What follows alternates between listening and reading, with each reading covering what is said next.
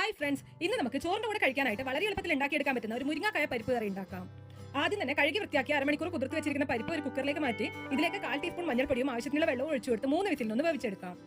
പരിപ്പ് വെന്ത് വരുന്ന സമയം കൊണ്ട് മുരിങ്ങാക്കായ കൂടി ഒന്ന് വേവിച്ചെടുക്കാം. അതിനായിട്ട് ഒരു പാനിലേക്ക് വെള്ളം ഒഴിച്ച് കട്ട് ചെയ്ത് വെച്ചിരിക്കുന്ന മുരിങ്ങാക്കായ ചേർത്ത് കൊടുത്ത് ആവശ്യത്തിനുള്ള ഉപ്പും കൂടെ ചേർത്ത് ഒന്ന് ഇളക്കി കൊടുക്കാം. തിളച്ച് വരുന്ന സമയത്ത് മീഡിയം ഫ്ലെയിമിലേക്ക് ആക്കി കൊടുത്ത് അടച്ചു വെച്ച് 5 മിനിറ്റ് ഒന്ന് വേവിച്ചെടുക്കാം. മുരിങ്ങാക്കായ വെന്ത് വന്നു കഴിഞ്ഞാൽ ഫ്ലെയിം ഓഫ് ചെയ്ത് മാറ്റി വെക്കാം. അടുത്തായിട്ട് ഒരു പാൻ ചൂടാവാനായിട്ട് വെക്കാം. ഇതിലേക്ക് 1 ടേബിൾ സ്പൂൺ നെയ്യ് ഒഴിച്ചു കൊടുക്കുന്നുണ്ട്. നെയ്യ് ചൂടായി വന്നു കഴിഞ്ഞാൽ ഇതിലേക്ക് 1/4 ടീസ്പൂൺ ജീരകം ഇട്ട് കൊടുക്കാം. ശേഷം ചെറുതായിട്ട് കട്ട് ചെയ്തൊരു സവാളയും 2 വറ്റൽമുളകും 2 പച്ചമുളകും അല്പം കറിവേപ്പിലയും കൂടി ചേർത്ത് കൊടുത്ത് നന്നായിട്ടൊന്ന് വഴറ്റിയെടുക്കണം.